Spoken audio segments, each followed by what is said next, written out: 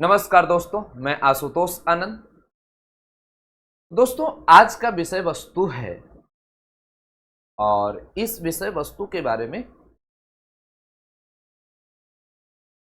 Class 11, 12 या जो 12 दे चुके, मैं तो कहूंगा कि जो बच्चे क्लास 10th में भी हैं उन्हें भी जानना होगा, क्योंकि ये कैरियर की बात है और हम लोग मीठे मीठे बहुत बड़ी चूक कर देते हैं।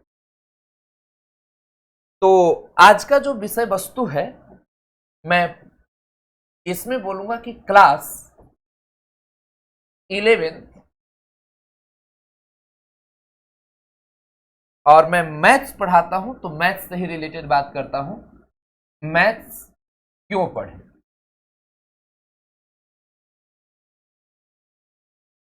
देखिए जी, आपके में जो 2 साल 3 साल पहले अगर 12th दे चुके हैं, उनमें कई लोग अगर जमकर 11th नहीं पढ़ा तो 12th के बाद एयरफोर्स, नेवी, एनडीए, इस प्रकार के जो 12th के जस्ट बाद जो अच्छे एग्जाम है, इसका सपना नहीं देख पाता है। अगर गलती से किसी ने बताया भी, सपना देख भी लिए, तो सपना टूट जाता है। कोई सपना सपना ही रह जाता है। अगर उसे हकीकत में आप बदलना चाहते तो आपको पढ़ना पड़ेगा। मैं आज भी सोचता हूं तो हमें बहुत अजीब लगता है, क्योंकि मैं क्लास 12th 2015 में दिया हूं और मैं जिस वर्ग में पढ़ता था उसमें कम से कम 1000 बच्चे मैं पढ़ता था। उस समय की बात बता रहा हूं, 2013 से 15 हमने पढ़ा था। तो 12th दिया था 2015 में, तो उस समय भी हजारों बच्चे पढ़ते थे और मैं पढ़ता केवल कहने वाला था। ऐसे पढ़ने के अलावा बाकी काम में मेरा इंटरेस्ट ज़्यादा था। थोड़ा बहुत मैथ उथ बनाने आ गया था तो मैथ उथ बनाया करते थे, लेकिन पढ़ने से ज़्यादा इंटरेस्ट बाकी चीज़ों में था। जो उस उम्र में 15 साल 17 साल की उम्र में जो करनी चाहिए थी, वो सब काम हम किया करते थे। इस बात का कभी अफसोस नहीं कि एक काम हमने नहीं किया, वो सब किया जो उस उम्र में करना चाहिए था, और मैं गर्व भी करता हूं आज कि वो सब किया। लेकिन बात यहां पर आकर अटक जाती है कि मैं आज भी अपने कई ऐसे मित्र से मिलता हूं, क्योंकि सब लोग से लगभग हमारे परिचय थे। मैं सब लोग को लगभग जानता हूं, नेम वाइज तो नहीं, फेस वाइज मैं जानता हूं। थोड़ा नेता प्रवृत्ति के थे। आज भी हमारे कोई भी मित्र होंगे तो मैं पहचान ही लूंगा, इसमें किसी प्रकार की कोई डाउट नहीं है। मैं फेस वाइज तो जरूर सबको पहचान लूंगा। बात आती है, क्या उस समय के सभी लोग आज कोई जॉब में है? नहीं है। हमारे बाद भी या हमारे पहले भी कोई 12th एग्जाम दे, क्या सब लोग जॉब में है? नहीं है। जॉब में नहीं है, नौकरी नहीं मिली, सक्सेसफुल नहीं है। क्वेश्चन यहां आता है, ऐसा क्यों? सफलता क्यों नहीं मिली? क्वेश्चन यहां पर है, सफलता क्यों नहीं मिली?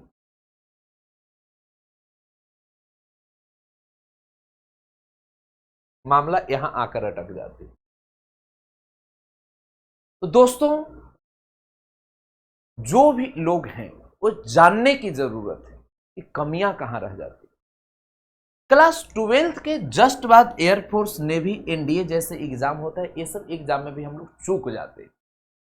क्यों? क्योंकि क्लास 11th को जमकर पढ़ते नहीं। और अगर मान लिया जब पढ़े भी, तो जो बच्चा क्लास 11th अगर अच्छा से पढ़ा है, उससे आप कैसे कंपैरिजन कर सकते हैं? इसका मतलब पहले से आपको ध्यान देने की जरूरत। इसलिए मैं पिछले कई वर्षों की तुलना में इस वर्ष खास करके 11th पर विशेष फोकस किया। और मेरा तो अब 11th में समझिए 1.5-2 महीना का टॉपिक बचा हुआ, कोऑर्डिनेट ज्योमेट्री और अलजेब्रा का कुछ पोर्शन बचा हुआ। तो खास करके मैं इसीलिए कि जो यहां पर इंपॉर्टेंट है, पढ़ना है, उस पर ध्यान देते। मैं ऑफलाइन भी पढ़ाया करता था एक क्षेत्रीय टीचर के रूप में। तो मार्केट में क्या होता है कि अब 3000 4000 बच्चे हैं। अब उसमें बच्चों को जितना अच्छा माइंड वॉश करने वाला व्यक्ति होता है, क्योंकि माइंड वॉश का मतलब क्या होता है, क्योंकि बहुत कम समय में और कम एज में मैं अच्छे लेवल पर सफल रहा हूं, तो कितना अच्छा से माइंड वॉश किया जाता है और बच्चे को कैच किया जाता है ये हमें मालूम है। तो एक मार्केट होती है, उसमें विद्यार्थियों की संख्या भी लिमिट होती है। तो टीचर अगर अपने जीवन यापन के लिए ऐसा करते हैं तो कोई गलत बात नहीं। और उसमें क्या है कि कई बार ऐसे कुछ बातें बोल देते हैं जो विद्यार्थियों के कैरियर से रिलेटेड वो समझिए घातक होता है। मैं तो अब आजकल के समय में कई ऐसे बात बच्चे बोलते रहते हैं और उनका बात नहीं मानता हूं। कारण क्यों? मैं देखता हूं कि एक टॉपिक पढ़ने के बाद, एक चीजों को पढ़ने के बाद अगर इसका कैरियर बनता है तो उस पर एकदम विशेष फोकस करनी। जहां लगा कि बेकार की बातें तो उस पर आराम से स्मूथली छोड़ना है। तो एक तरीका होनी चाहिए। अगर ऐसा नहीं किया जाएगा ना तो बच्चों का कैरियर नहीं बनेगा। क्योंकि महान केवल आपको ये नहीं कि खाली किताब ली और 20 तरह का किताब बना दिया और इसे करने से कुछ नहीं होता। जो आपके लिए बेस्ट हो, जो भविष्य के लिए महत्वपूर्ण हो। आप देखो कि क्लास 11th और 12th पढ़ने के बाद मैं भविष्य में क्या करूंगा, अगर इन सभी बातों पर आप ध्यान देते तभी अच्छा कर सकते। और जो लोग 12th पास हो चुके हैं, आपके आने वाली पीढ़ी, उनको ये बात बताना होगा। क्योंकि एक समाज को अगर आपको विकसित कराना है तो अगर आप इसमें योगदान नहीं देंगे तो फिर आने वाला समाज कैसे विकसित करेगा। तो कई लोग को देखिए 5 साल से एसएससी का तैयारी कर रहा है, तो ग्रुप डी का तैयारी कर रहा है, झक रहा है। तो इससे बचना है, जम कर पढ़ना है, जो भी टॉपिक है उसे बढ़िया से ध्यान देना है। तो इसी में मैं प्रारंभ ही करने वाला था एक टॉपिक 11th में, जिसका नाम था कोऑर्डिनेट ज्योमेट्री।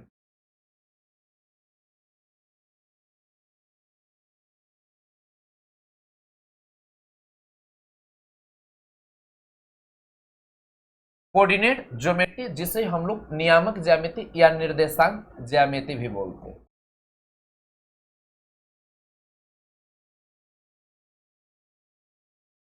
अब इसमें आप सभी को कई बिंदुओं पर ध्यान देने की जरूरत है कि कोऑर्डिनेट ज्योमेट्री में क्या क्या पढ़ना है। तो सबसे पहली बात तो इसमें मैं एक पॉइंट पर चर्चा करने वाला हूं, बेसिक डिटरमिनेंट्स।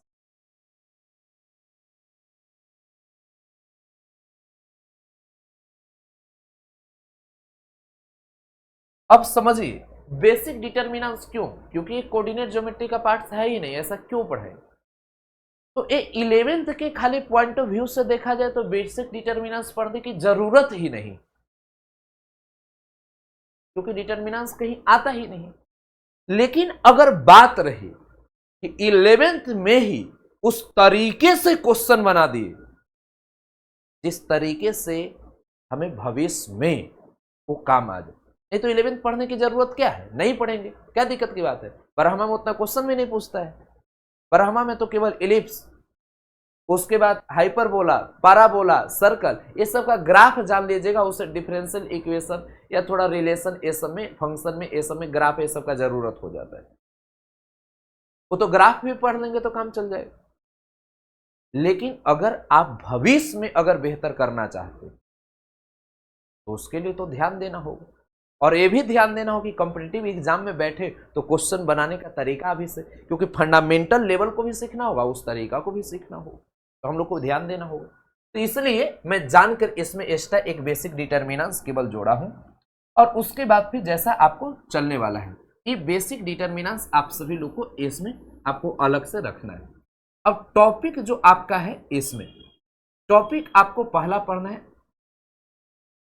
रेक्टेंगुलर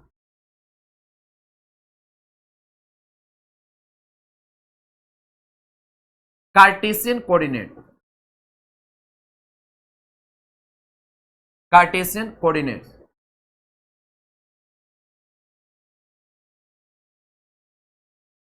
इसी को हम सब लोग समकोणीय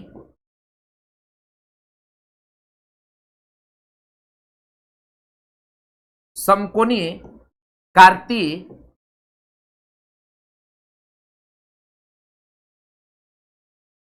कार्तीय निर्देशांक बोलते हैं। इसके बाद दोस्तों आप सभी के सामने दूसरा नंबर आता है, जिसका आप सभी लोग बहुत बेहतरीन तरीके से नाम जानते हैं और सबसे कोऑर्डिनेट ज्योमेट्री में लंबी बड़ी चैप्टर है, जिसका नाम है स्ट्रेट लाइन, सरल रेखा।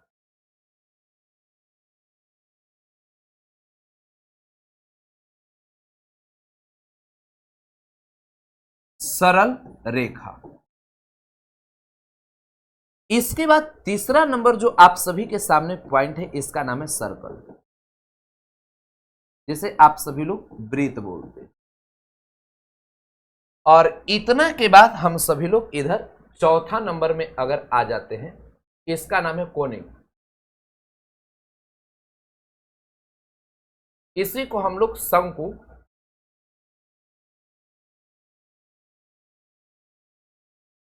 परिच्छेद बोलते हैं। अब शंकु परिच्छेद में आप सभी को अंदर में आपको टॉपिक जो पढ़ना है, जैसे फर्स्ट नंबर पैराबोला, जिसे हम लोग परवलय बोलते हैं। इसके बाद सेकंड नंबर एलिप्स,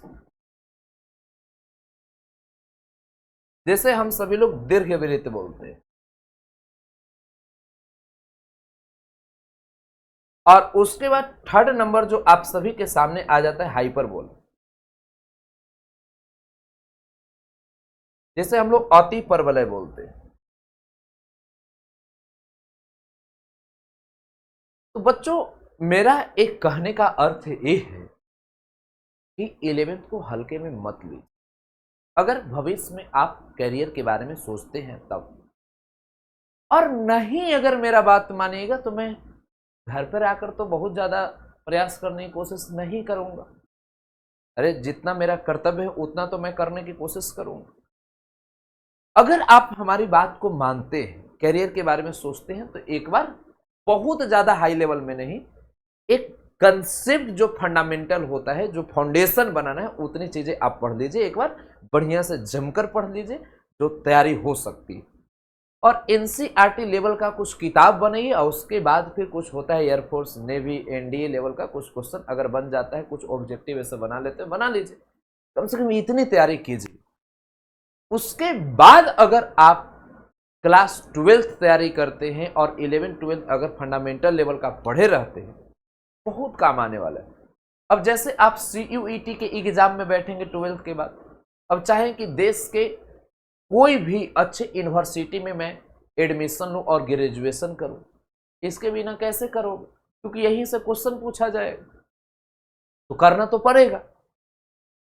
तो आपको अगर कोई भी 12th लेवल से रिलेटेड अगर चीजें करते हैं और जिसमें इसकी जरूरत, तो साहब फिर पढ़ना पड़ जाएगा। और समय उस समय कम होता है और बच्चों को पता नहीं चलता है, और केवल अफसोस करता है और टीचर को बोलता है सर कोऑर्डिनेट नहीं पढ़े, ये पढ़ाइएगा वो पढ़ाइएगा। कैसे हो पाएगा?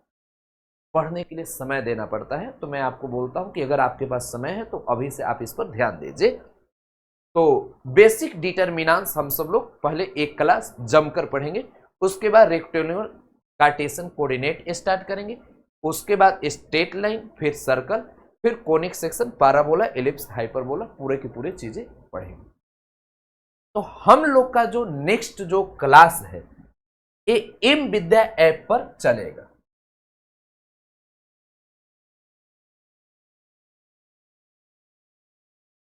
और एक क्लास आप सभी का लाइव क्लास होता है।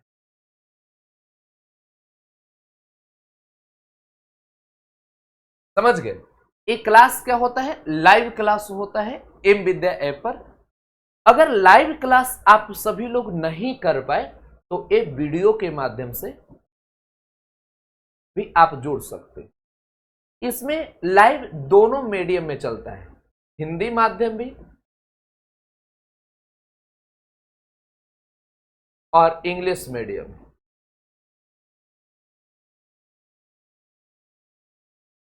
मतलब जिस मीडियम में आपको पढ़ने की जरूरत है, हर चीजों को समझाया जाता है, क्योंकि मैं दोनों में कंफर्टेबल हूं।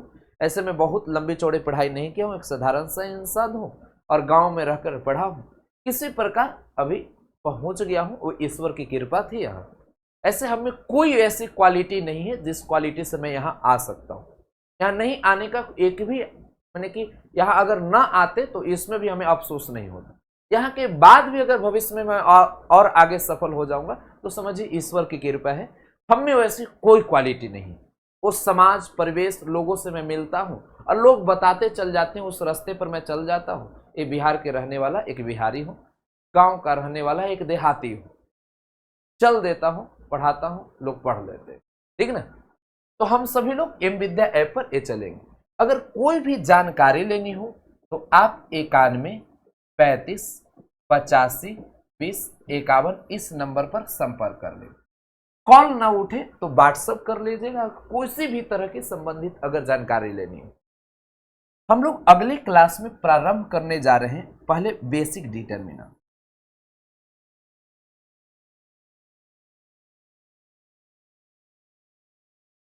क्योंकि डिटरमिनेंट्स की हम सभी लोग की आवश्यकता होती है। ऐसे 11th में नहीं पढ़ना, ये 12th का पार्ट है। लेकिन जब तक इसका कंसेप्ट नहीं समझेंगे ना तब तक क्वेश्चन को हम लोग स्मूथली सोल्व नहीं कर सकते। तो इसके लिए इस बात को हम लोग को जानने की जरूरत है। तो इसलिए मैं बेसिक डिटरमिनेंट्स एक क्लास, ज्यादा नहीं, एक क्लास मैं लूंगा, ठीक है ना। उसके बाद फिर रेक्टेंगुलर कार्टेशियन कोऑर्डिनेट के बारे में चर्चा करूंगा।